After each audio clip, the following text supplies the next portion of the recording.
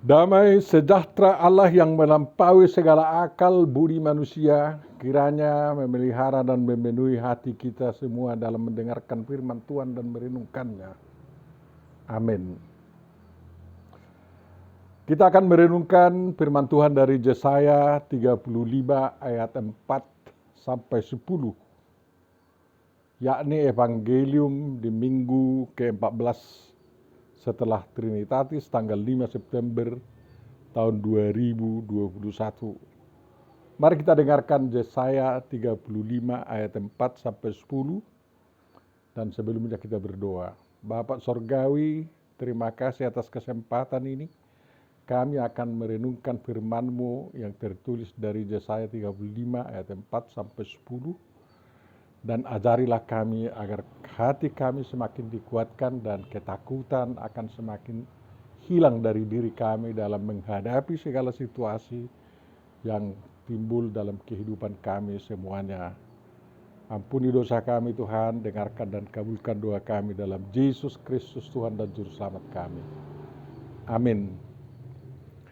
Inilah Yesaya 35 ayat 4 sampai 10, Bapak Ibu Saudaraku yang kekasih. Katakanlah kepada orang-orang yang tawar hati, kuatkanlah hati, janganlah takut. Lihatlah Allahmu akan datang dengan pembalasan dan dengan ganjaran Allah. Dia sendiri datang menyelamatkan kamu. Pada waktu itu mata orang-orang buta akan dicelikkan dan telinga orang-orang tuli akan dibuka. Pada waktu itu orang-orang lumpuh akan melompat seperti rusa dan mulut orang bisu akan bersorak-sorai.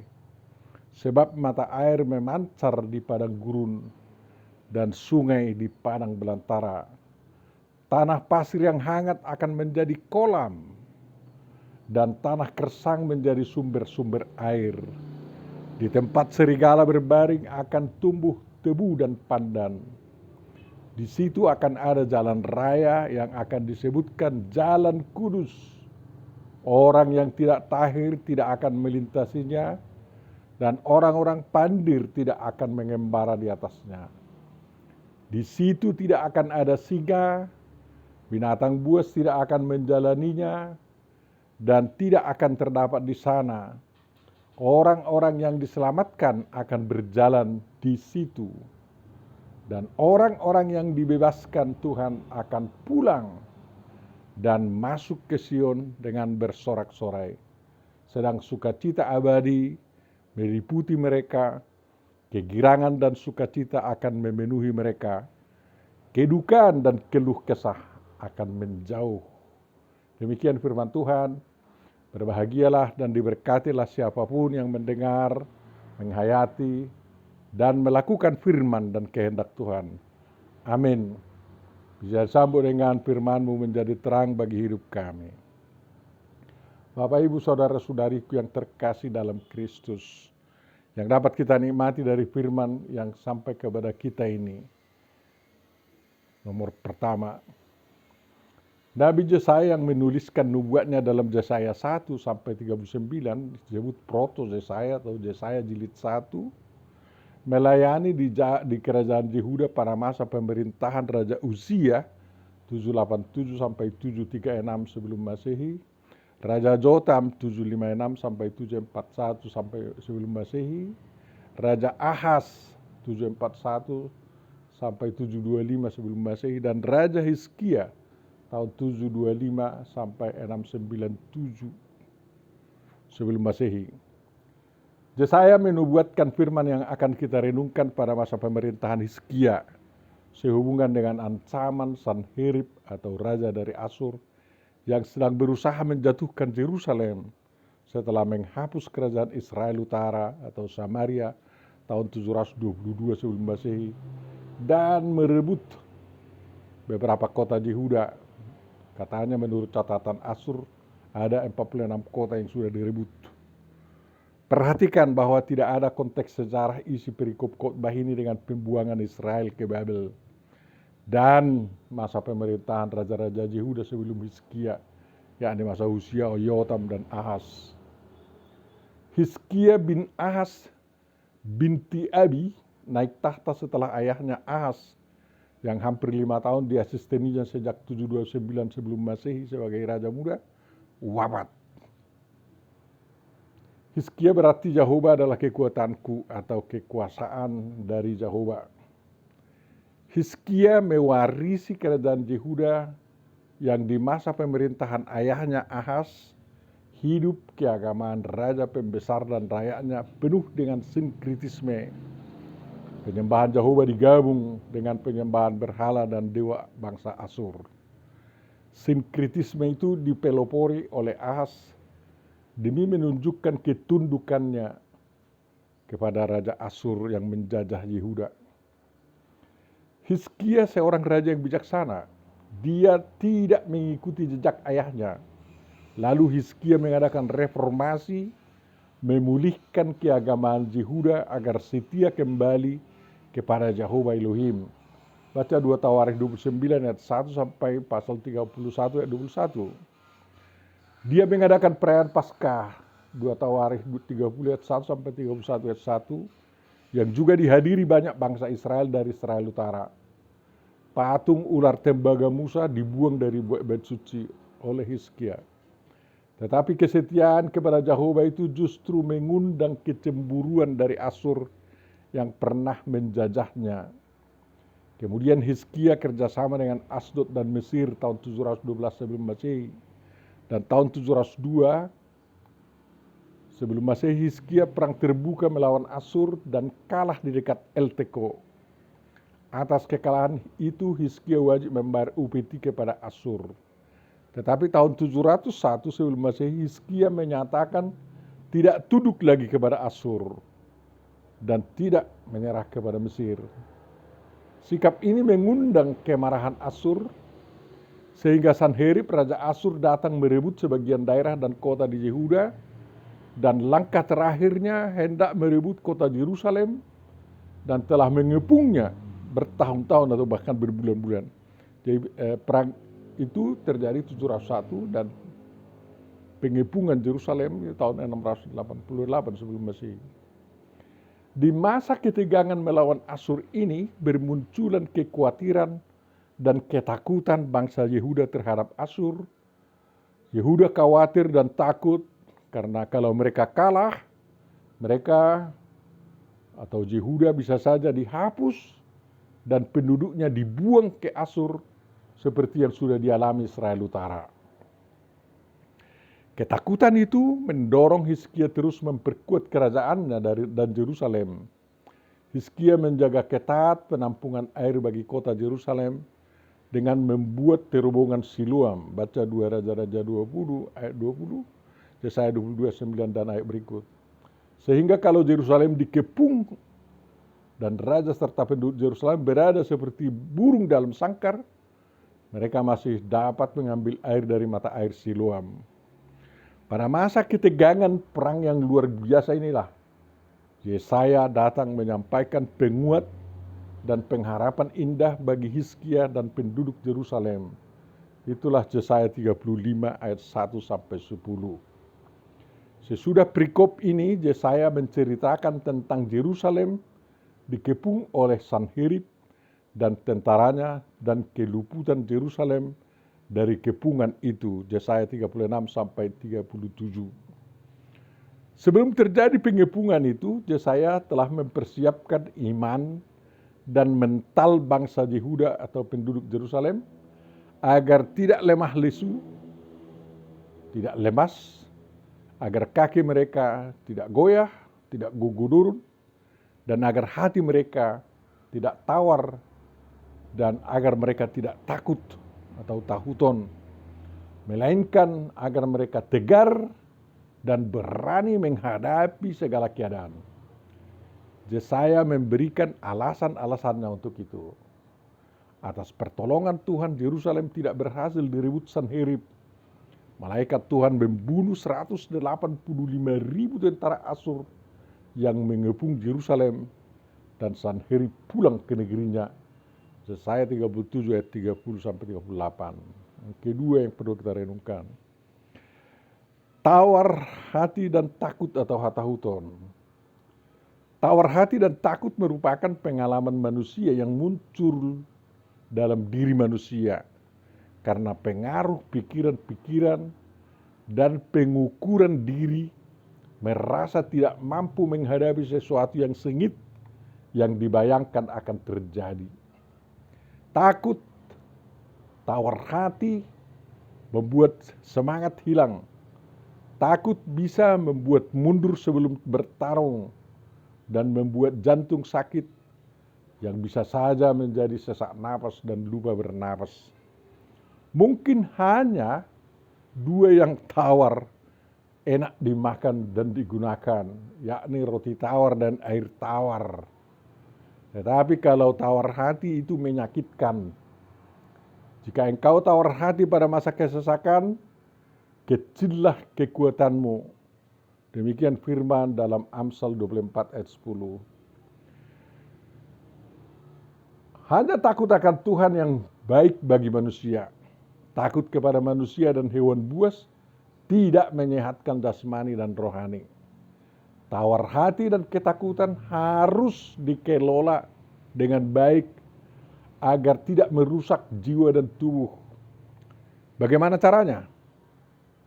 Orangnya harus membayangkan dan meyakinkan dirinya bahwa persoalan atau masalah yang timbul pasti dapat diatasi dengan kemampuan iman dan skill serta modal yang dimilikinya, ditambah bantuan atau pertolongan pihak lain, yakni bantuan sesama manusia dan pertolongan Tuhan, bukan dengan bantuan begu datu atau petenung. Jangan bayangkan Anda gagal dan jangan mau kalah sebelum bertarung. Jadi jangan tawar hati, tetapi bertekadlah pasti menang. Dengan tekad pasti menang, pasti Anda akan menyusun strategi, perlengkapan, dan keahlian, skill, dan menemukan teman yang siap menolong. Dalam hal ini, temukan temanmu Jehovah Elohim Yesus Kristus Roh Kudus, Tuhan kita yang Maha Kuasa dan Maha Esa itu. Janji Tuhan berkata, berserulah kepadaku pada waktu kesesakan, aku akan meluputkan engkau, dan engkau akan memuliakan aku. Mazmur 50 ayat 15. Lagi firman-Nya, jangan takut, sebab aku menyertai engkau. Janganlah bimbang, sebab aku ini Allahmu. Aku akan meneguhkan, bahkan akan menolong engkau. Aku akan memegang engkau dengan tangan kananku yang membawa kemenangan. Yesaya 41 ayat 10. Sebab aku ini Tuhan Allahmu, memegang tangan kananmu dan berkata kepadamu, janganlah takut, akulah yang menolong engkau. Yesaya 41 ayat 13. Dan lagi Tuhan berkata, Dia memberi kekuatan kepada yang lelah dan menambah semangat kepada yang tiada berdaya. Yesaya 40 ayat 29. Jadi Tuhan kita itu betul-betul bersedia menolong bagi orang yang berseru minta tolong kepadanya. Yang ketiga yang perlu kita renungkan. Yesaya memberitahu beberapa alasan agar orang Yehuda jangan tawar hati, tetapi semangat, pantang mundur, dan tidak takut, melainkan tetap berani menghadapi situasi di masa pengepungan Yerusalem berbulan-bulan lamanya. Alasan-alasan agar pirtodi dan jangan dan jaladang gogudurun. Asa pirtodi ni ala Israel dihudai jaladang gogudurun tangga kaitir. Bernida nama saya. Inilah ada 5 alasan dikatakan oleh Yesaya. Dan kita kenakan itu kepada diri kita nanti. Yang pertama, karena Jehovah akan datang dengan pembalasan, dengan ganjaran, dan datang menyelamatkan. Waktu itu Tuhan membalas dan mengganjar Sanherib dan tentaranya setelah keluar kata-kata penghinaan kepada Tuhan yang diucapkan juru minuman agung yang diutus Sanherib. Ganjarannya 185.000 dalam satu malam, tentara Asyur mati dibunuh malaikat, dan Sanherib lari terbirit-birit pulang ke Niniwe, dan di sana dia dibunuh oleh anaknya. Yesaya 36 sampai 37. Asyur menjadi merosot, tak berdaya lagi untuk menjajah. Bangsa Yehuda diselamatkan oleh Tuhan dari tentara Asyur yang sudah mengepung Yerusalem dan membuat Raja Hizkia bersama pegawai dan penduduk Yerusalem ibarat burung dalam sangkar. Saya menyampaikan janji Tuhan bahwa Yerusalem tidak akan dimasuki oleh tentara Asyur. Dan janji itu benar-benar dipenuhi serta terjadi. Baca sejarahnya dalam kitab Raja-Raja. Yang setia kepada Jehovah selanjutnya akan diselamatkan dalam kerajaan surgawi Tuhan yang kekal di surga. Alasan yang kedua,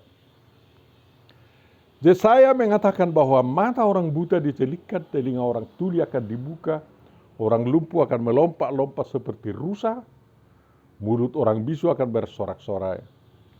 Di zaman Hizkia nubuat ini dipenuhi dengan ketercelikan mata penduduk Yerusalem melihat kebesaran Tuhan. Telinga orang Yehuda terbuka dengan terangnya pendengaran penduduk Yerusalem mendengar kabar bahwa di tempat tentara Sanherib berkubu, sungguh banyak jarahan yang dapat diambil oleh penduduk Yerusalem.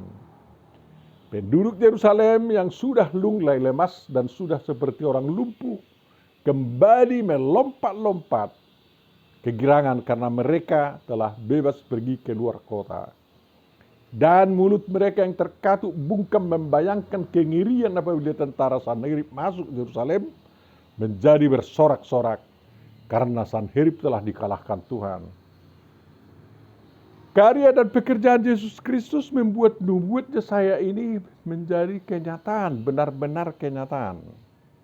Sewaktu murid-murid Yohanes bertanya kepada Yesus tentang Mesias yang dinanti-nantikan itu, Yesus menjawab mereka, "Pergilah dan katakanlah kepada Yohanes apa yang kamu dengar dan kamu lihat.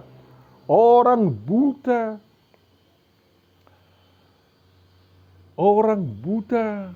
melihat, orang lumpuh berjalan, orang kusta menjadi tahir, orang tuli mendengar, orang mati dibangkitkan, dan kepada orang miskin diberitakan kabar baik. Dan berbahagialah orang yang tidak menjadi kecewa dan menolak aku," kata Tuhan Yesus dalam Matius 11 ayat 4-6. Pekerjaan Yesus ini lanjut sampai sekarang oleh orang-orang yang dianugerahi, yang Tuhan anugerahi untuk melakukannya. Yang berikutnya Bapak Ibu, Yehuda tak usah tawar hati dan takut sebab mata air akan ada di padang belantara. Tanah pasir yang hangat menjadi tanah kersang menjadi sumber-sumber air. Di tempat serigala berbaring akan tumbuh tebu dan pandan. Di zaman Hizkia, penduduk Yerusalem telah boleh bebas pergi ke luar kota menemukan air. Di luar Yerusalem ada oase-oase dan tanaman untuk kebutuhan hidup mereka. Mereka tidak perlu lagi takut karena musuh sudah dikalahkan oleh Jehovah. Di zaman Yesus keadaan yang lebih baik dari zaman Hizkia memang terjadi. Umat Yehuda tidak kekurangan sandang, pangan, dan papan. Tetapi yang paling nyata pemenuhan nubuat ini adalah di zaman negara Republik Israel yang ada sekarang. Dengan teknologinya yang super canggih, sekarang Israel telah membuat air memancar di padang gurun, sungai mengalir di padang belantara, tanah gurun yang bertemperatur 45 derajat itu dibuat kolam, tanah kersang dijadikan sumber-sumber air. Di mana-mana tumbuh subur tanaman, tebu atau sumber gula, pandan untuk wangi-wangian. Di Yehuda akan ada, karena dibangun, jalan raya yang diberi nama Jalan Kudus, yakni jalan bagi orang-orang kudus dan orang yang dibebaskan atau diselamatkan. Mereka berjalan di Jalan Kudus menuju Sion, rumah Tuhan, tempat nama Tuhan di dunia berada. Di jalan ini tidak ada manusia jahat, orang yang tidak tahir dan orang pandir atau orang bodoh, orang bebal.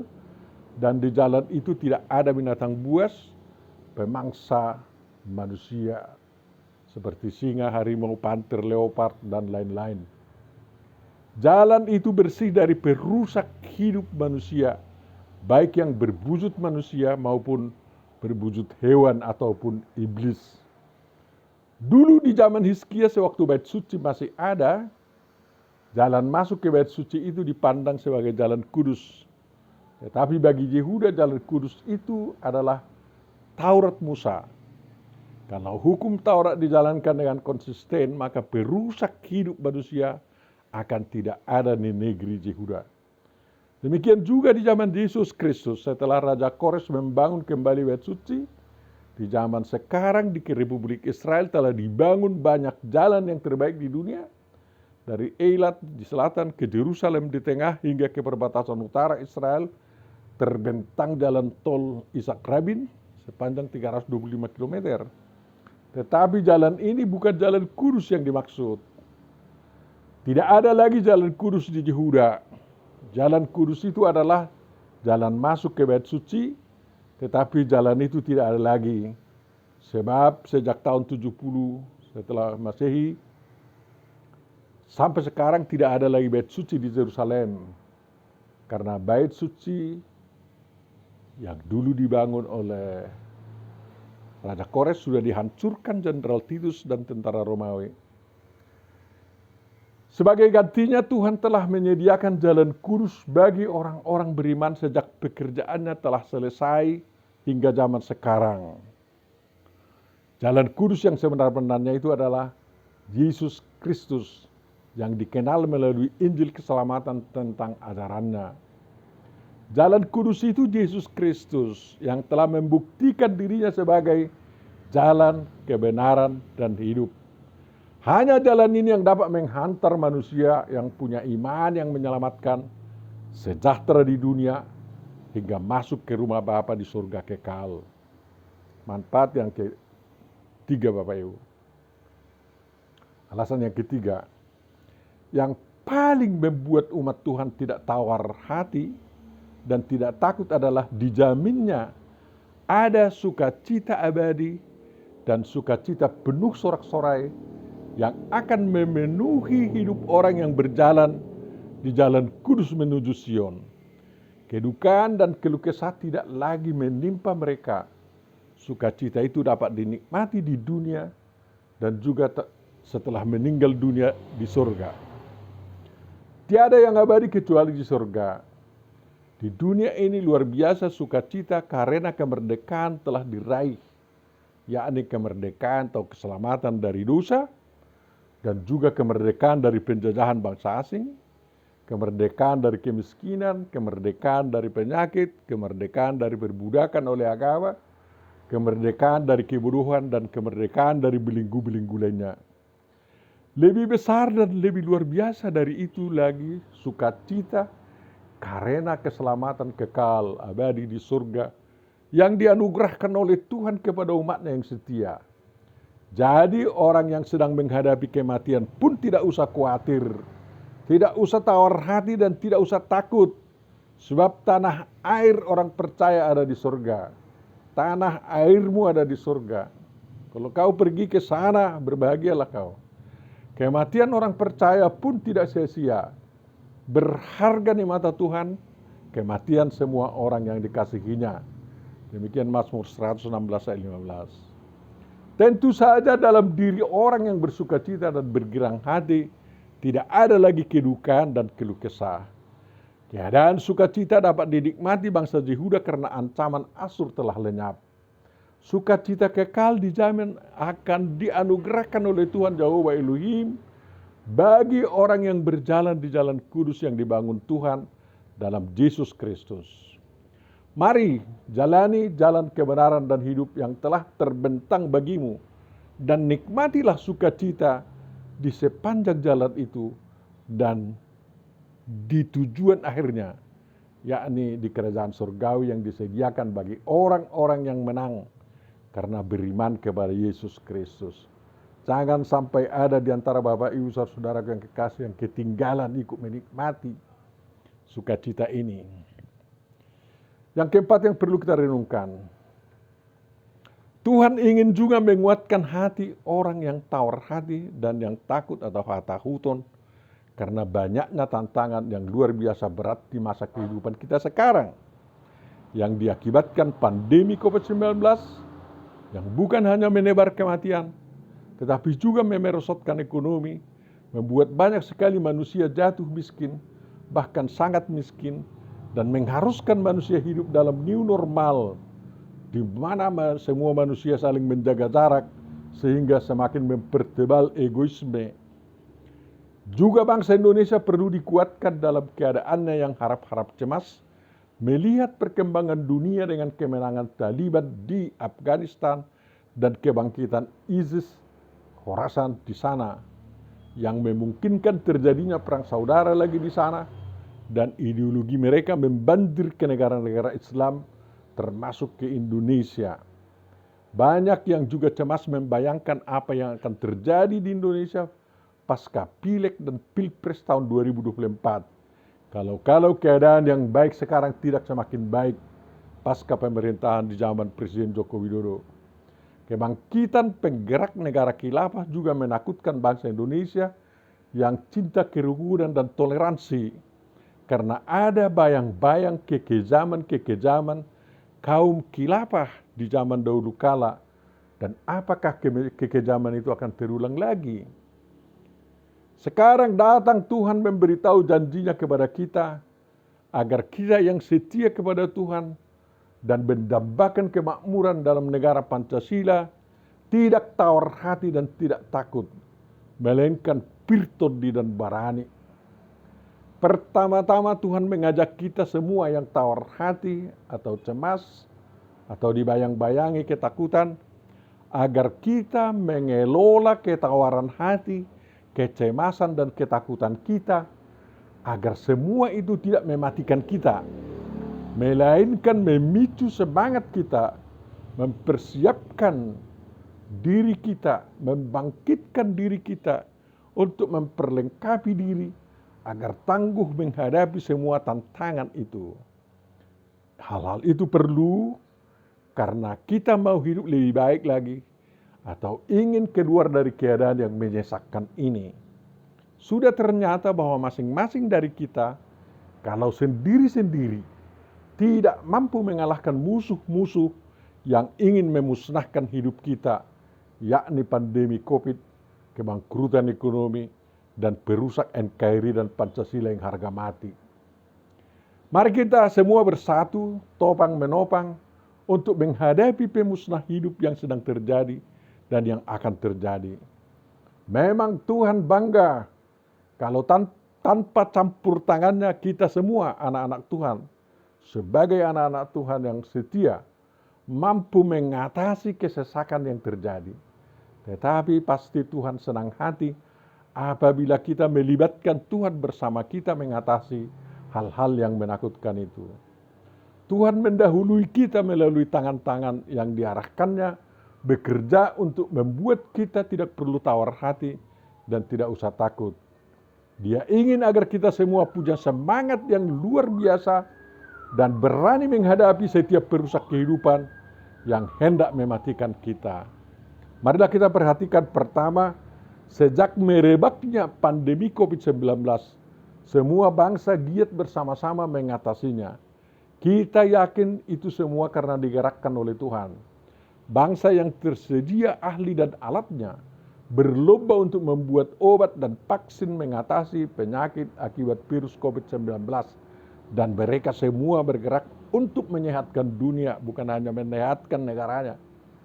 Tetapi obat yang paling mujarab adalah kekebalan tubuh setiap diri kita yang terpelihara dan diperkuat dengan kemampuan kita masing-masing merawat tubuh kita. Itu anugerah Tuhan. Dan untuk itu kita semua berlomba saling memberi nasihat, petunjuk resep makanan dan olahraga, penambah kekebalan tubuh melalui medsos. Ternyata untuk melawan COVID-19 dan variannya, kita harus membersihkan diri kita dari ketakutan.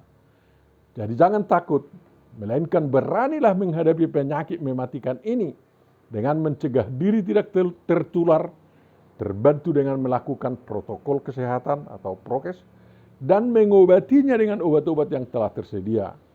Tuhan mendahului kita dalam setiap pergumulan ini. Tidak usah cari dan tanya dukun-dukun dan petenung untuk itu. Yang kedua, para pemimpin negara kita bersama presiden dan rakyat dengan penuh hikmat yang kita yakini dari Tuhan untuk mencegah agar perekonomian Indonesia tidak amblas. Dan pemerintah terus berusaha menjaga agar negara tidak gagal menanggulangi keadaan yang menyesakkan rakyat secara ekonomi.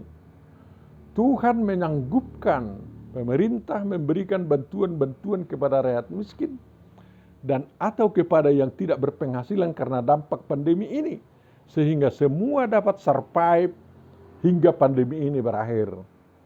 Yang paling luar biasa lagi adalah bahwa negara ini dapat aman dan damai walau kesesakan ekonomi sedang melanda negeri ini. Semuanya itu membuat kita tidak tawar hati dan tidak merasa takut untuk melangkah dalam kehidupan ini. Yang ketiga yang diarahkan Tuhan. Tuhan telah menyediakan segala sesuatunya sehingga melalui semua usaha yang dilakukan rakyat dan pemerintah tercukupi sandang pangan, ikan sehat, daging sehat, sembako sehat, air sehat, udara sehat, dan bahan bakar sehat bagi seluruh rakyat Indonesia. Suatu hal yang tidak terbayangkan kalau bangsa Indonesia masih seperti di zaman Soeharto atau SBY. Yang keempat, dengan adanya demokrasi Pancasila yang bukan demokrasi imporan dari Amerika, Eropa, atau Cina, Tuhan mempersiapkan pergantian pemimpin Negara Kesatuan Republik Indonesia dan para wakil rakyatnya dengan penuh kedamaian dan kemulusan. Kecuali kalau ada pengkhianat-pengkhianat. Dan pengkhianat itu jangan dibiarkan hidup di Indonesia. Tuhan akan mendudukkan orang yang benar-benar bisa membuat NKRI dan bangsa Indonesia lebih maju dan lebih adil sejahtera. Sehingga cita-cita bangsa Indonesia yang tercantum dalam pembukaan Undang-Undang Dasar Republik Indonesia 1945 itu dapat terwujud dengan sempurna. Yang penting semua yang cinta NKRI dengan 4 konsensus nasionalnya harus bersatu dan betul-betul menunjukkan kesetiaannya ikut dalam hiruk-pikuk membangun Indonesia yang adil dan makmur dan sejahtera, bersih dari korupsi dan jauh dari gontok-gontokan. Dengan demikian kita tidak perlu tawar hati dan tidak perlu takut melangkah untuk hidup dan berinvestasi di Indonesia. Yang kelima, penduduk Republik Indonesia telah memiliki 4 pilar dalam bernegara dan berbangsa serta bermasyarakat yang merupakan konsensus nasional, yakni Negara Kesatuan Republik Indonesia, Undang-Undang Dasar Republik Indonesia 1945 yang telah diamandemen, Pancasila yang nilai-nilai luhurnya sesuai dengan nilai-nilai dan kaidah yang terkandung dalam setiap agama, dan semboyan Bhinneka Tunggal Ika yang dapat mempererat persatuan Indonesia. Itulah 4 pilar konsensus nasional kita. Kalau ini semua diterapkan dalam kehidupan berbangsa, bernegara, bermasyarakat, berbudaya, dan beragama, dan itulah tekad pemerintah kita, pasti bangsa Indonesia tidak takut kena imbas kemenangan Taliban. Kaum radikal dan penggerak negara khilafah akan tidak didukung oleh rakyat yang cinta kemanusiaan, yang adil dan beradab. Oleh karena itu Bapak Ibu saudara-saudariku yang terkasih, mari jauhkan segala bentuk ketawaran hati dan ketakutan dari diri masing-masing. Mari kuatkan hati, semangat serta berani maju demi masa depan yang gemilang. Hiduplah dengan penuh semangat dan keberanian menghadapi segala kemungkinan yang dapat merusak kehidupan kita. Tuhan telah berjanji. Dan ketahuilah aku menyertai kamu senantiasa sampai kepada akhir zaman. Demikian Tuhan Yesus dalam Matius 28 ayat 20. Amin. Firman-Mu berkatilah kekal dalam hatiku. Marilah kita berdoa. Tuhan Bapa Surgawi kami dalam Yesus Kristus, Engkau telah mendorong kami agar kami berani dan tidak takut menghadapi kemungkinan-kemungkinan yang terjadi dalam masa depan kami, dalam kehidupan kami, baik berupa penyakit, keadaan ekonomi, dan situasi-situasi sosial yang tidak Kau kehendaki sebenarnya. Karena banyak orang-orang yang mau mengkhianati bangsa kami. Tapi kami siap untuk menghadapinya oleh karena kuasa yang daripada-Mu dan penyertaan-Mu. Bapa Surgawi, sembuhkanlah kawan-kawan kami, semua yang sakit oleh karena pandemi COVID-19, dan ajari kami semua mencegah diri kami tertular dan tidak jatuh kepada penyakit tersebut.